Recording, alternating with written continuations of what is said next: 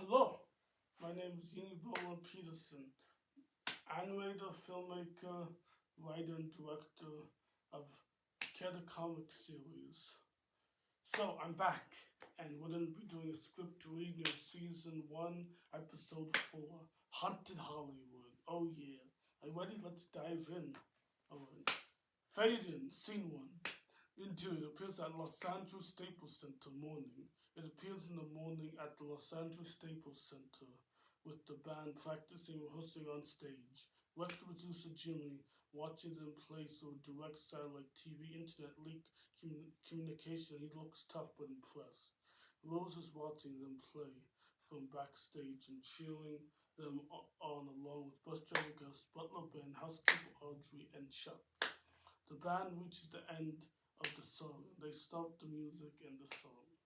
Record producer Jimmy says, "Bravo, bravo, that was marvelous, truly wonderful. Looks like your hard work and my tough criticism really sunk in and took it to heart, mind. Now you guys have been up here working hard since 11 p.m. yesterday. I think you deserve a 3-hour break before the show. But be back here exactly in 3 hours for more tough practice, alright?" Mad Dog says, "You know it, Jimmy." Ollie says, "We will all be here refreshed and ready for more." Ben Grizzly, "Yeah, we can't handle anything. We can handle anything you throw at us." Nate says, "Yeah, we're not sissies. We know this is heading. We know where we're heading in. That would be no picnic. This is our dream. We're in it for the time of our lives." Producer Jimmy, "That's what I'd like to hear. Well, without further ado, I better be going. I'll be back online soon. Later, kiddies." Producer Jimmy ends the communication on the TV and it goes off. Rose and the others go on a walk on stage to congratulate the others. Rose says, You guys did it, fantastic." Bus driver Gus says, "Yeah, you guys will work hard and put your minds to anything. You do great things in the music scene. I can't wait to see them and go the distance with you guys." Chuck says, "Yeah, indeed, you guys are quite impressive as a band. I love your music. Can't wait to hear more."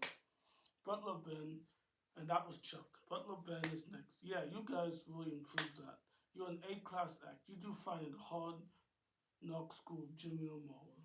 Housekeeper Audrey, "Yeah, you guys are tougher than tough. You can overcome anything the world throws at you." Nate says, "Thanks, guys. We're just one with music. We love what we do." Ben Grizzly says, "Yeah, we stay true to ourselves and our craft." Mad Dog says, "No matter what, as long as we have music, we'll do great." Ollie says, "Yeah, so what do you guys all want to do for the 3-hour break?" Mad Dog says, "I haven't a clue." Nate says, "I know. Let's go to my uncle's Hollywood Studios lot. It's haunted.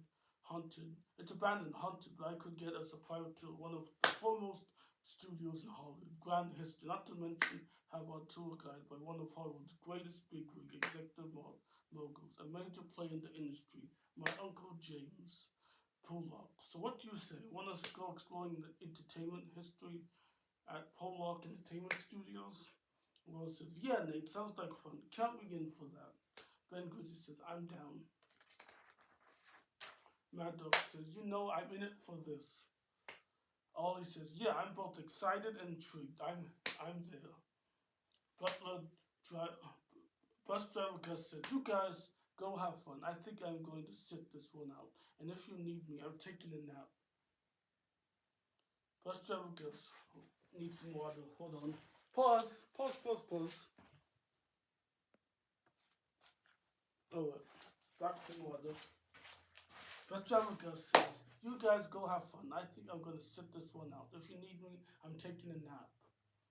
Housekeeper Audrey, "I would love to put my favorite show is at 3 p.m. I'll be back on the bus and I would love to, but my favorite show is at 3 p.m. I'll be back on the bus in my room. Call me if you need anything." Chuck says, "I'm in on this." Butler Ben, "I will pass on this one. Sorry, but there's a Mr. Belvedere marathon on this afternoon on TV Land, and you know, I like my Mr. Belvedere. Plus, I have a great feast planned for tonight. I want to start preparing for it. Your first concert is a big milestone. I have special celebration banquet planned for all of us. Let me know if you need anything. Just give me a call. Butler Ben, housekeeper Audrey, and bus driver Gus all head out and go back to the bus outside. Chuck says, well, I guess it's just us. Nate, great, I'll call my uncle and let him know we are all coming by. Chuck says, sweet, we can't wait. But first, can we get some lunch? First, I'm quite starving. Mad Dog says, sure, let's go to Big Boy's restaurant. It's a classic place down here in LA. My treat. And everyone, Chuck says, cool, thanks. Ollie says, oh yeah, baby, I could go for it. Burgers, fries. Ben Chris says, I can go for 13 burgers. I need them. We've been practicing non-stop all night. Need to refuel my energy. Will says, I'm down for a shake. Nate says, burgers, fries sound pretty good to me. Then we head over. Okay, let's go. They all head out of the Staples Center, go to lunch, and then the studios blur into the next scene. Continuous scene, season 1, episode 4. Next scene, scene 2, blur. Exterior. It appears late in front of Pollock Entertainment Studios later. It appears late in front of Pollock Entertainment Studios gate, with everyone looking through the fence waiting. A tall old guy comes to the gate from the other side, from the front guard building. He comes to unlock the gate and let them in. Nate says, hello, Uncle James. How's it going?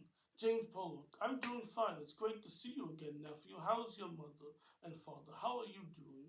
Nate says, I'm doing great. Thanks. My mom and dad are doing as well as they can be. They're all my friends. Mad Dog, Ollie, Ben, Rose, and Chuck. These are all my friends. Mad Dog, Ollie, Ben, Rose, and Chuck.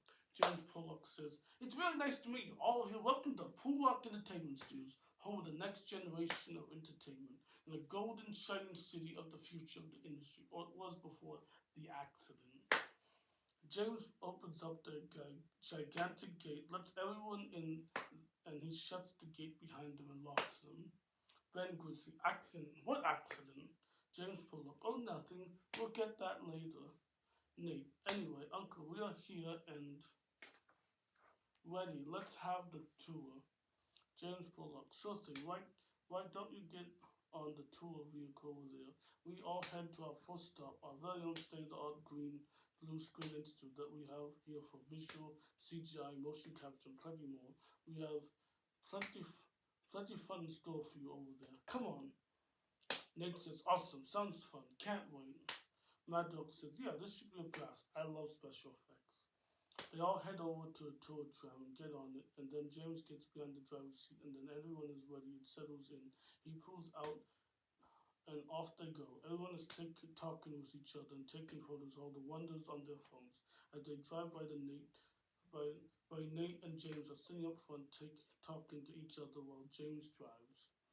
They all head into a tunnel, pitch black, and then lights turn on, and they, with the power of holograms, special technology advances, they are transported into the world in space on a desert planet as they continue driving the torch. Ben Grizzly says, this is so cool, where are we? James Pollock says, somewhere in far reaches of outer space, we are on a desolate planet. Mad Dog says, whoa, man, this is incredible. James Pollock, if you think this is cool, just wait until where we go next. The tour tram starts to head down into the ground, sinking faster than quicksand, and then as soon as all of them go into the ground, the environment changes, and soon they realize they are back on Earth, but somewhere underwater in the great big ocean, somewhere mysterious, which lost city of Atlantis. James Pollock, welcome to the lost city of Atlantis. Amazing, right? Ollie, are you for real? Seriously, this is beyond amazing. This is spectacular. They all look out of the tram and are amazed, and they are taking pictures with their phone of this moment. When all of a sudden 10 trucks surround the vehicle, look mean and they're hungry. They are looking at everyone in the tram. James Pollock says, oh God, I hate this guy. Well, looks like our visit to Atlantis is cut short. Let's step on it. I don't want to become fish chow. Ben Grizzly, yeah, I eat fish, not the other way. Yeah, I eat fish, not the other way around. The tour vehicle tram disappears for Atlantis and reappears up above in the sky, so high in magical land island of Neverland. And so they are flying high along with Peter Pan, Wendy's Buzz all across the island from the mermaid. Lagoon. Lagoon to the Native Americans to Skull Rock, and finally aboard the infamous, most famous Captain Hook's ship, the Jolly. They are fighting alongside Peter Pan and Captain Hook. Rose, incredible. I love Peter Pan. Ever since I was little, I wanted to come here to Neverland, my favorite world of fiction. James Pollock. Well, you know what they say with faith, trust, pixie dust, and a little bit of Hollywood magic, anything is possible. Ollie, these effects are absolutely visual stunning. I might know how you've done this. James Pollock. So I can't trade secrets, but for you guys, anything I'll tell you all about it later if you want to know. Ollie says, "Oh yes, color me intrigued." James Pollock. Well, I think that is enough of Neverland. For our next grand adventure, I think we have time for one more. The tour tram vehicle leaves the Jolly Roger pirate ship and heads up into the sky, right into the sun, vanishes like magic into thin air. The tour tram vehicle veers into another amazing place, but a time way, way back in time. In that time of the dinosaurs, the crustacean period to be exact. They appear in a great big grassy field with lots of sunlight everywhere, and they all see huge dinosaurs. Then they look up down because their vehicle is flying high above them, and then down low below them and all around. Magic says, "Is that a dinosaur? Are we?" James Pollock. "Welcome to Jurassic Park." James smiles at Nate. James Pollock. I always wanted to say that, but really, this is the Cretaceous period, so let me rephrase that. Welcome to the Cretaceous period. Ollie says, "Oh man, dinosaurs! Dinosaurs! What next? I can't believe I was a major dinosaur nerd back when I was a kid. All I wanted to do was discover and be with dinosaurs. But let's face it, they came a thing of the past, and the last dinosaur artifact was found in 6045. Ben Grizzly. They're pretty intoxicating, aren't they? Rose, yeah, they sure are. Nate says, "My uncle has the coolest job ever." James Pollock says, "Why, thank you, Nate. I do my best to be cutting edge and be at the forefront of the industry. Gotta stay on top and change the world." The tour tram heads towards the king of all dinosaurs, the Tyrannosaurus Rex, and they are going right into his big mouth through the sharp teeth. Rose says, "Oh my god, we are all being eaten." They are inside the T-Rex throat, head for the stomach and the digestive system, and the juices waiting for them to blow. They go back into the stomach juices, and everyone gets really, really wet, and they come out the other side of the tunnel back into the real world, and a 3D hologram tunnel shows. The show is over. James Bond. "How do you like our tunnel of wonders?" Ollie says, "James, it was out of sight. I gotta." Ollie says, "James, it was out of sight. I gotta know how you did that." Mad Dog said, "That was truly the most honest to God fun assignment I had in a long time. Geez, you're amazing. I must have taken a long time to pioneer and engineer that. It must have taken a long time to pioneer and engineer that special effects." James Pollock says, "Oh yes, it was quite fun, but quite the task. You wouldn't believe the amount of work and dedication that took. But the final product is more than worth it." Ben Grizzly, "No kidding?" James Pollock says, "Anyone, we have a schedule to keep, so everyone out. Let's head down over there to the green and blue screen institution." Everyone gets out and walks over to the gigantic building all over there and enters. Fades. Scene 3. Alright. Kid Comics Series Season 1, Episode 4 continuous. Scene 3. Fades. Interior appears in the Green Institute at Pollock Entertainment Studios. Continuous. It appears in the Green Institution with everyone scattered in different places and having a blast. The montage begins. The music song starts playing. Rock music and rock song. Mad Dog, Rose, and Ollie are having fun in one of the sound studios touring space in spaceship astronaut along with aliens. They're having such a great time. Chuck, Ben, and Nate are having fun with superhero powers in another sound studio. They are fighting an all-time bad villain with people all on the ground rooting for them to win. They do more in the green screen studios building and have so much fun. Mad Dog, Rose, Ollie, Nate, Ben, Chuck later all in a voice studios room, and they are voicing characters getting animated. They have little animated adventures in the world of animation CGI. They are animated 3D world on a desert island, one from a cannibal knave tribe. They are quickly run to a cave and hide it and wait until they pass it safe. The animated adventure fades away and they end the voice acting.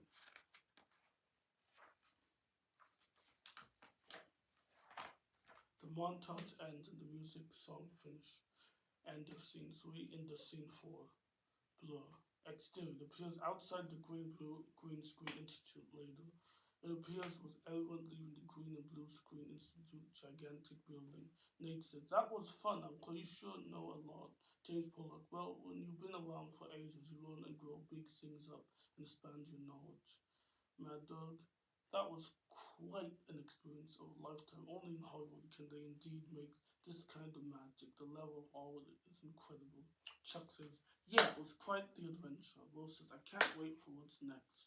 James Pollock, "What's next? Oh, okay, let's go. The next is the Haunted Studios lot, B555. I'll tell you a story what happened on that fateful day. The day my studios entered and never recovered. Ever since the accident, strange things have been happening all over the studios.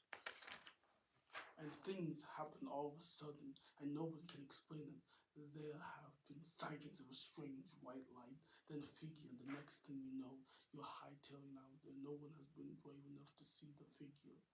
Stay. I can't even keep a janitor, so it's just me here. I'm the last person here.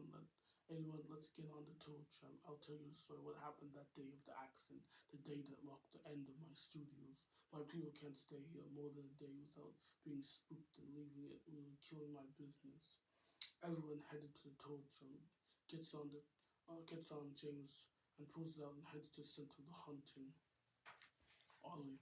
Normally, I would have to go against this existence of paranormal activity, but ever since our time in town of Bernier, my mind has been open for more possibilities in the supernatural.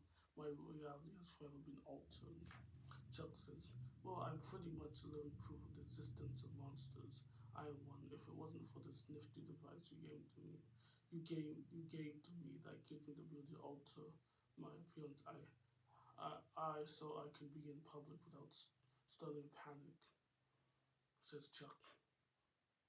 James Pollock says, "Now where do we begin? Okay, well, it started November 21st, 5071, on the 20th of anniversary of my infamous entertainment studios. It was my 250th feature film I personally produced, and it was a monster movie. We were at lot B55 in of a huge sound series film, a spaceship cityscape scene with the gigantic monster holding on the prison as he fights the hero, the military who's behind him, as the hero and the monsters fight away up in the sky on the alien spaceship cursed as the monsters jumped from one ship to another, from reality for far distance, more like leaping to get away from the hero. Something went wrong, and the huge robotic mechanic monster went haywire and malfunctioned, and mist on the ship was falling down to the ground way offset, but the only monster got fire with the young talented actress in clutches and fall along the monster to the ground and got on fire along with it. She passed and soon the whole building got on fire. We had evacuated everyone. There were no more deaths, but there were injured. Only one casualty that day. That was young actress who fell to her death and burst into flames along with mechanic monsters, who was named was Ramona Williams. I was never the same after her death. I went into deep, deep depression, sadness, which I truly recovered from to this day. You see, I blame myself for her death and for cutting her career short. A year later, we rebuilt the building and dedicated it to her memory. We named it after her as well. Only she was of the promising young actress of the time. I favored her among all the other talent I worked with. I loved her, and she was the only woman for me. And when I lost her, I lost my entire world. We loved each other so much, and we're going to be together forever. I proposed to her a month earlier, and we were going to marry. But life had other plans, and our story was cut short. You see, what you love life, that you are never the same again. I was never the same again." Rose says, "How sad. I know I would be lost if I ever lost Mad Dog. He is my everything. Mad Dog, babe, you'll never lose me, and I will never lose you. Truly, we'll always be together. If one of us goes first, we'll be together in spirit and in death." Rose, Mad Dog. Rose says, "Mad Dog, you always know what to say. Mad Dog, of course you are everything to me. Without you, I would be broken. Not even my music could fix me then. James Pollock. Anyway, back to the story. Ever since Ramona's death, strange frightening things have been happening here. Like a maleficent force has taken over and haunts the studios, wandering, terrorizing my people without end. If things don't change soon, I'm going to have to sell my studio. Nate says, "What? No, Uncle James, you can't. This place means so much to you." James Pollock, I know I may not have a choice in the matter, and that is one of the hauntings of Pollock Studios. How such a successful, infinite story with the darkness. It is a story of love and loss and tragedy, a young life stolen in the pride of her life. Ollie says, "I'm in tears, but I'm scared." Ben Grizzly says, "Are you crying? You never cry. You're scientifically cold and calculating." Ollie says, "What? I'm not crying. I just got something in my eyes. Damn. Dust. Why is it so dusty here? Don't look at me. Eyes up front."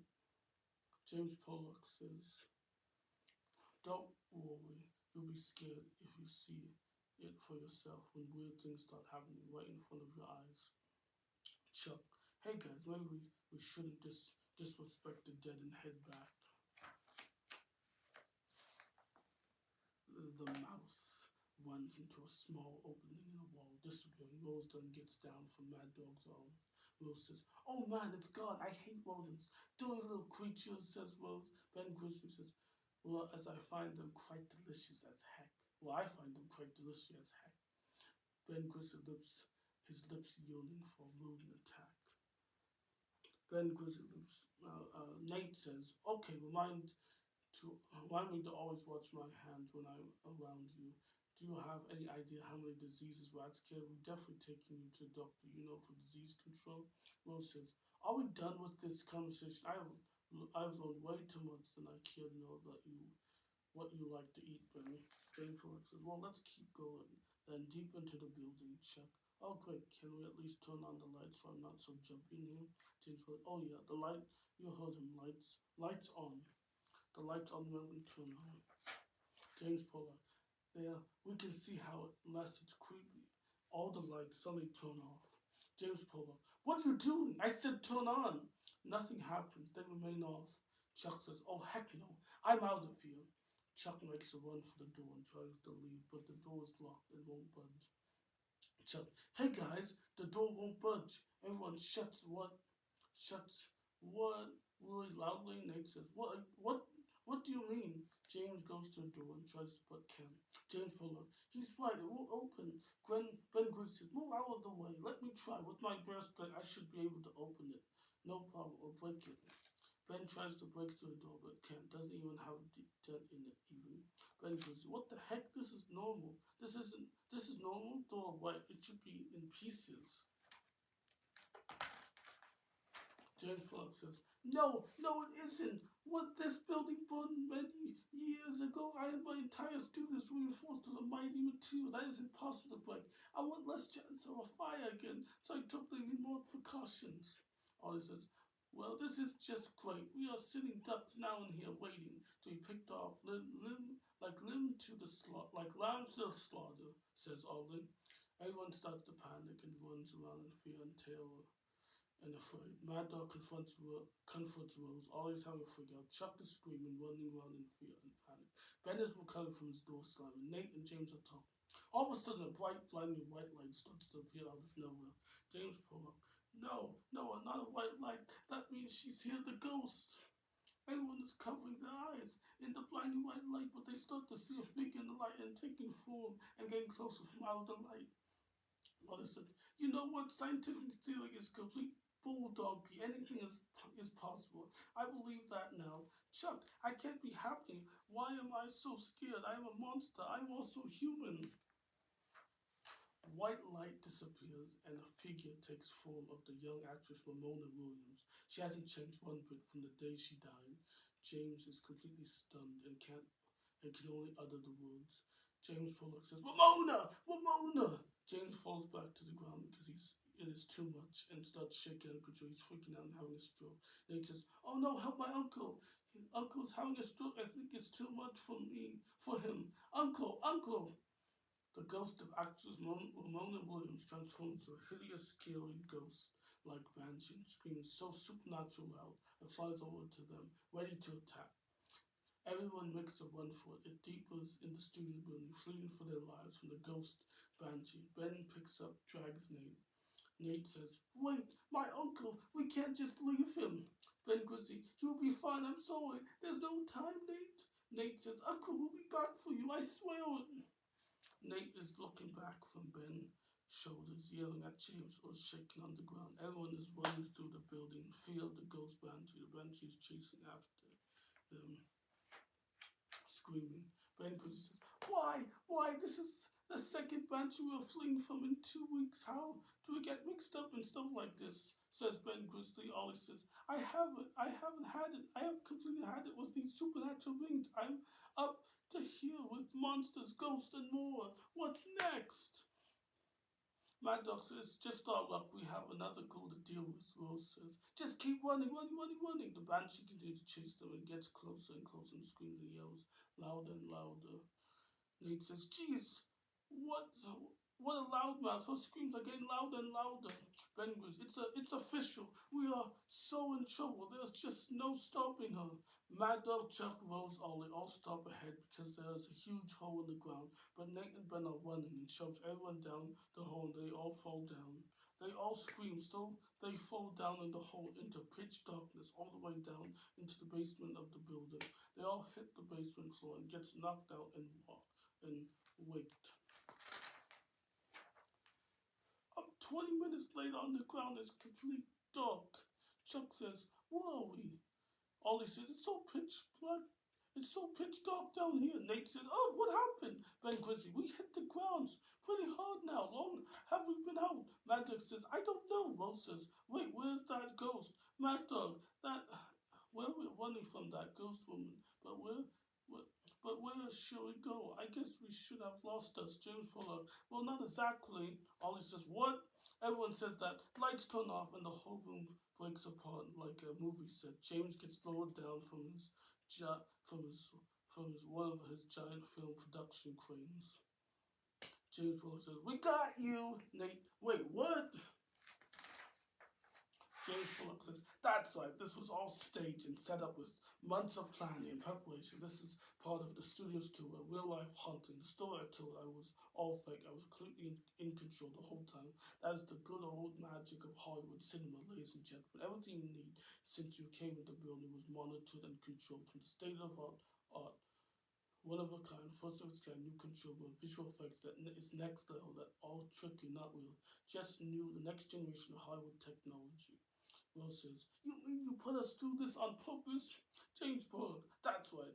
What we our audience and people around the world in the US has come to expect from us here at the Pollock Studios, always taking things to new heights."